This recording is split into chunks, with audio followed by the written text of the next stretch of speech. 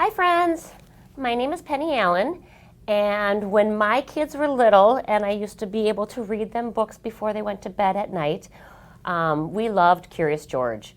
And this was one of our favorites because everybody in our family likes a lot of chocolate too. So I'm going to read to you today, Curious George Goes to a Chocolate Factory, and it's by Margaret and H.A. Rays.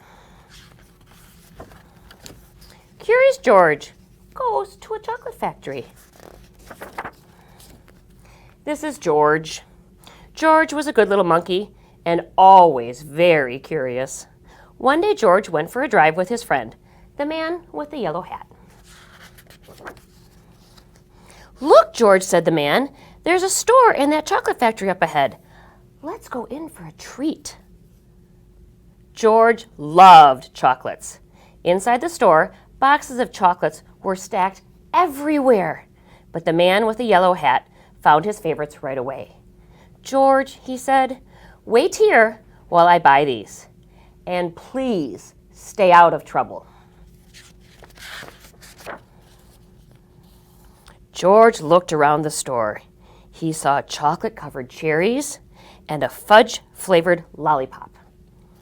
A chocolate bunny caught his eye. Then something else caught his eye.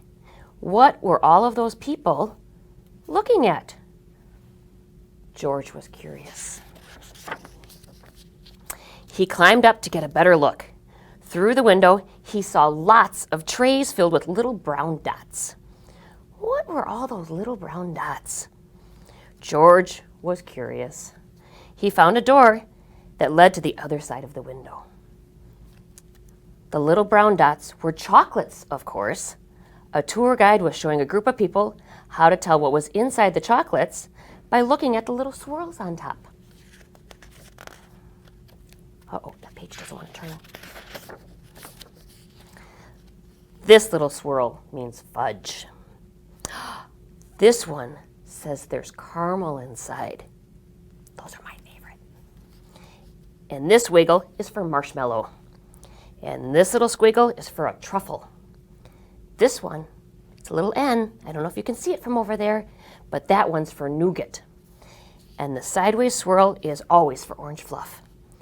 And this one is George's favorite, banana cream. George followed the tour group until they came to a balcony, overlooking a room where the chocolates were made. Down below, busy workers picked the candy off the machines and put them into boxes. These were the machines that made the chocolates with the swirls on top. The chocolates came out of the machines on long belts. But how did they get their swirls? George was curious. Doesn't want to turn it. He climbed down from the balcony and crawled right up onto the machine. Uh-oh. I don't think he's supposed to touch that lever. What do you think? It says slow, medium, and fast, and extra fast. And his foot is standing right on it. I don't think that's good. George peeked inside the machine. He was trying to see what was making the swirls when all of a sudden, the chocolates began coming out faster and faster. They sped by him so quickly, they seemed to be running on legs of their own. Look at the workers yelling. "Quick, bring more boxes!" yelled a man with a tall white hat. "What happened?" asked another man. Nobody answered. Nobody knew what had happened, and everyone was so busy that no one noticed George. The workers began to fall behind, and the candy started to fall off the end of the belt. "Save the chocolates!" yelled the man with the tall white hat. Meanwhile, George saw one of his favorites whiz by. He tried to catch the banana cream chocolate, but it was too fast. He chased it. Oh, there's the banana cream right there. He chased it all the way to the end of the belt. At the end of the belt, a pile of chocolates was growing taller and taller. George had never seen so many chocolates.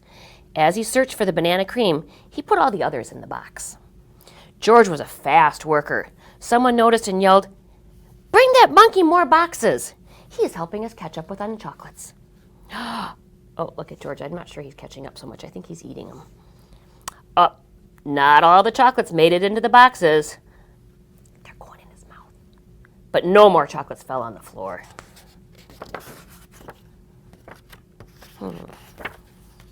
Just when George and the workers were all caught up, the tour guide ran in with the man with the yellow hat. "Get that monkey out of here," he yelled. "He's ruining our chocolates." "But this little monkey saved the chocolates," explained the workers. Then the man with the tall white hat said to George, "You may have caused us some trouble, but you were a speedy little monkey. You deserve a big box of candy for all your help." George was glad he was not in trouble, but he didn't want to take any chocolates. Back in the parking lot, the workers all waved goodbye at George as his friend got into their little blue car. "George, are you sure you don't want any chocolates before we leave?" asked the man with the yellow hat. George was sure. He had had enough chocolate. The end. Thank you for joining us today. Have a great day.